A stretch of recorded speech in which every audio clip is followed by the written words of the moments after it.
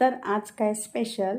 आज आहे स्पेशल खरवस साखरेचा आणि गुळाचा। आता खरवस करायला सुरुवात करतोय।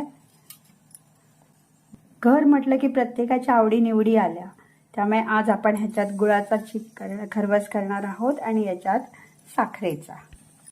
तर चवीनुसार आपण ह्याच्यात गूळ ॲड केलेला आहे आणि यात आपण घालतोय वेलची पूड आणि थोडंसं जायफळची पूड आणि हे आता आपण सगळं मिक्स करून घ्यायचं आहे। आणि यात आपण ॲड केली आहे साखर। ही साखर पण विरघळेल तोपर्यंत वेलची पूड आपण घातलेली आहे आणि थोडीशी जायफळ पूड हे आता आपण हे केलंय। आता गृहिणी म्हटलं की कसं थोडी गॅसची बचत, तर आता आपण एकाच वेळेला डबल डेकर साखरेचा खरवस आणि गुळाचा खरवस करणार आहोत।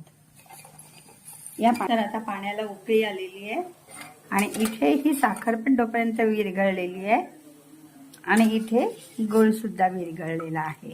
तर आता आपण डबल डेकर करतोय, म्हणजे गुळाचा खरवस खाली आहे आणि साखरेचा खरवस वर। गुळ घातलेला चीक ठेवलेला आहे आणि आता साखर घातलेला चीक, अशी दोन पातेली ठेवलेली आहेत, म्हणजे एकाच वेळेला दोन्ही होतील। तर आता आपण त्याच्यावरती झाकण ठेवलेलं आहे आणि आपण गॅस मध्यम आचेवरती ठेवतोय।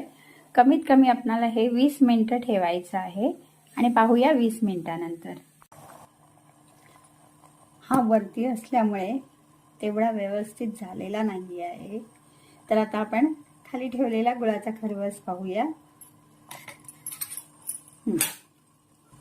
आता आपण याच्यात चमचा घालून पाहूया, ह्याला काही लागलेलं नाहीये, याचा अर्थ हा झालेला आहे।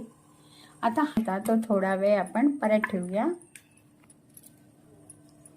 कारण हा वरती असल्यामुळे त्याला जरा शिजण्याची आवश्यकता आहे आणि आपण झाकण ठेवूया।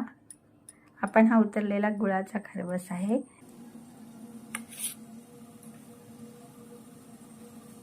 आणि आता खाण्यासाठी तयार आहे। हे साखरेचा खरवस आहे ना, खरवस खायला मऊ मुलायम असा सुंदर।